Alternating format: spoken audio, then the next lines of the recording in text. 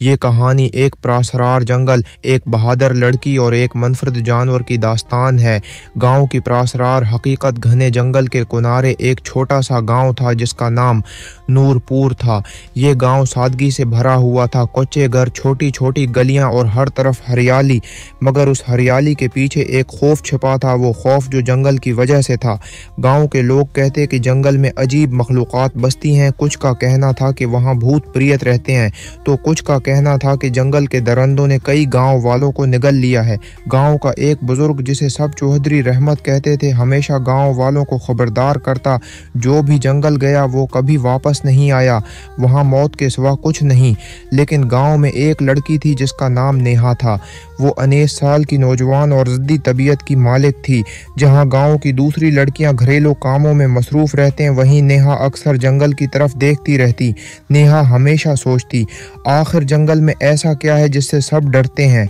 गांव के लोग उसे अजीब नज़रों से देखते, कुछ कहते कि वो ज़द्दी है, कुछ कहते कि वो बेवकूफ़ है, मगर नेहा किसी की परवाह नहीं करती थी।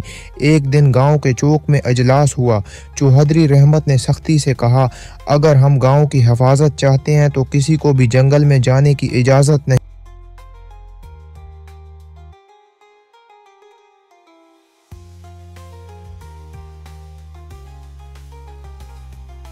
पहला कदम जंगल में। अगली सुबह नेहा जल्दी उठी, अपनी छोटी सी टोकरी में रोटी, पानी और कुछ जड़ी बूटियां रखें। जब माँ ने पूछा, बेटी कहाँ जा रही हो, नेहा ने झूठ बोला, मैं है सोनिया के साथ खेतों पर जा रही हूँ।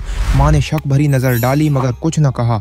नेहा चुपके से गाँव की सरहद पार करके जंगल में दाखिल हो गई। जंगल में कदम रखते ही उसने एक अजीब खुशबू महसूस की। ये खुशबू गीली मिट्टी और सब्ज पत्तों की थी। जंगल घुना था, दरख्तों की शाखें इतनी मिली हुई थीं कि सूरज की रोशनी भी मुश्किल से अंदर आती थी। नेहा चलती रही, परंदों की आवाज़ें सुने, रंग बिरंगी तितलियां देखें, मगर जितना वो आगे बढ़ी जंगल इतना ही प्रासरार होता गया। तभी अचानक एक झाड़ी के पीछे सरसराहट हुई। नेहा का दिल तेजी से धड़कने लगा, शायद कोई जानवर है। वो आहिस्ता आहिस्ता झाड़ी की तरफ बढ़ी। पीछे एक जख्मी हरन था जो मुश्किल से खड़ा होने की कोशिश कर रहा था। नेहा ने सुकून का सांस लिया। मैं खामख्वाह डर रही थी, मगर फिर अचानक पीछे किसी भारी जिस्म की हरकत करने की आवाज़ आई। नेहा ने पलट कर देखा, सामने एक बहुत बड़ा रेछ खड़ा था। नेहा और जख्मी रीछ ये कोई आम रेछ नहीं था। वो तकरीबन 7 फुट लंबा था, उसकी आंखों में चमक थी और वो तकलीफ में दिखाई दे रहा था। नेहा को अंदाजा हुआ कि रेछ के पांव से खून बह रहा है, शायद वो किसी शिकारी के जाल में फंसा था। नेहा खौफजदा हो गई, मगर उसने देखा कि रेछ ने उस पर हमला नहीं किया, वो बस उसे तकलीफ भरी नजरों से देख रहा था। नेहा ने हिम्मत की और आहिस्ता आहिस्ता उसके करीब गई। उसने अपनी टोकरी से जड़ी बूटियां निकालें और जख्मी जगह पर लगाएं। रेछ ने गरजने की कोशिश की मगर फिर चुप हो गया। शायद तुम इतने खतरनाक नहीं हो जितना लोग कहते हैं, नेहा ने आहिस्ता से कहा। रेछ ने उसे गौर से देखा, जैसे वो उसकी बात समझ सकता हो। नेहा ने अपनी बची हुई रोटी उसकी तरफ बढ़ाई। रेछ ने पहले सौंगा, फिर आहिस्ता से खाने लगा। ये देखकर नेहा मुस्कुरा दी। अब मैं वापस गांव जाऊंगी, उसने सोचा, मगर जब वो जाने के लिए मड़ी तो रेछ ने आहिस्ता से उसका रास्ता रोक लिया।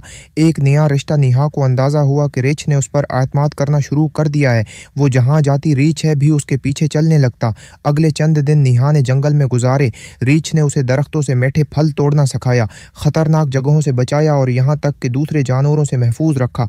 एक दिन नेहा ने कहा, मुझे वापस जाना होगा, मेरा गांव है, मेरे वालिदैन मेरा इंतजार कर रहे होंगे। रेछ ने उसे देखा जैसे वो उसकी बात समझ रहा हो, मगर कुछ देर खड़ा रहा। नेहा वापस गाँव आई, मगर उसका दिल जंगल में ही उठका रहा। वो रोज जंगल की तरफ देखती, सोचती कि शायद रेछ दोबारा आएगा। और फिर एक दिन गाँव के कुछ बच्चों ने शोर मचा दिया, एक बड़ा जानवर गाँव की तरफ आ रहा है। नेहा दौड़ती हुई बाहर निकली, वो रीछ था। इख्तिताम या नया आगाज। गांव के लोग खौफजदा हो गए। चौधरी रहमत ने फौरन कहा, ये जंगल की बला है, इसे मार दो। नेहा उनके सामने आ गई। नहीं, ये कोई बला नहीं, ये मेरा दोस्त है। मगर गांव वाले नहीं माने। उन्होंने अपने हथियार निकाले और रीछ पर हमला करने के लिए तैयार हो गए। नेहा ने रीछ की तरफ देखा और कहा, तुम्हें यहाँ से भागना होगा, ये लोग तुम्हें नहीं समझेंगे। रीछ ने एक लम्हे के लिए नेहा को देखा, जैसे वो सब कुछ समझ चुका हो, और फिर जंगल की तरफ भाग गया। नेहा ने उसके जाते हुए आंखों में आंसू लिए कहा, मैं तुम्हें दोबारा देखूंगी, ये वादा है। और फिर नेहा रोज जंगल की तरफ देखने लगी, इस उम्मीद में कि एक दिन उसका दोस्त वापस जरूर आएगा।